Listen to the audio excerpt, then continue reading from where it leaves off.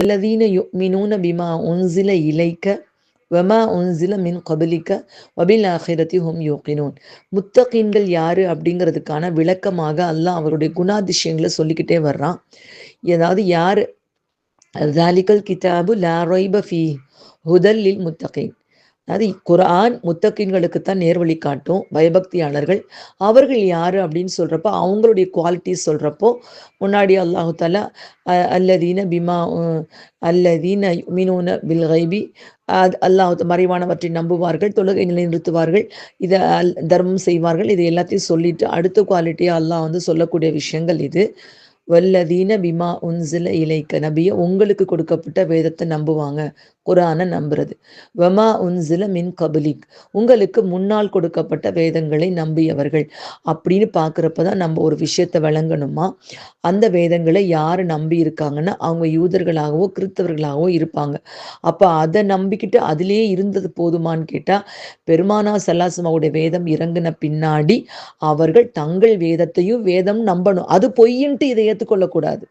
இப்போ நம்மளே இருக்கோம், எல்லாரும் மூமின்களா இருக்கோமா, நம்ம தௌராத்து பொய் குரான் உண்மைன்னு சொல்லக்கூடாது.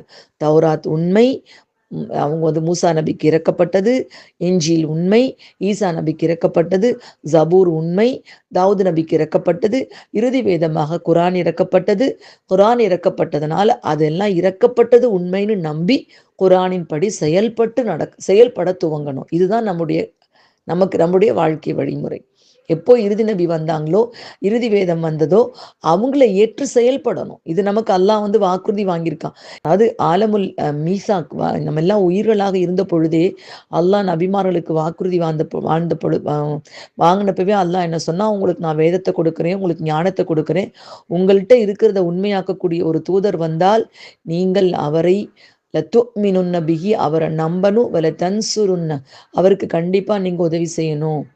கால அக்ரர்த்தும் அகல்த்தும் அலா தாலிக்கும் இஸ்ரி, இந்த சுமையை நீங்கள் சுமந்து கொள்றீங்களா, ப்ராமிஸ் பண்ணுறீங்களா நல்லா கேட்டான்.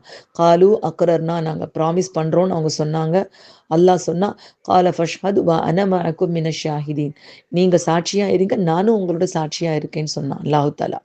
அப்போ ஒரு நபி ஒரு வேதத்தோடு வரும்பொழுது அதை நம்பி அதை பின்பற்றி நடக்கிறது ஆலமுல் அருவாகலே வாங்கப்பட்ட வாக்குறுதி.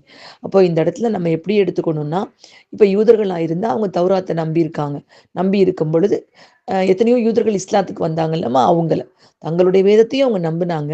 இறுதி வேதம் வந்தோன்னு அதை நம்பிட்டான். ஒமா உன்சில மின் கபலிக்குன்னு சொல்றான், அல்ல உங்களுக்கு இருக்கப்பட்ட வேதம் குரானை நம்பி அதை முழுமையாக ஏற்றுக்கொண்டு இஸ்லாத்தின் பக்கம் வந்து விட்டவர்கள்.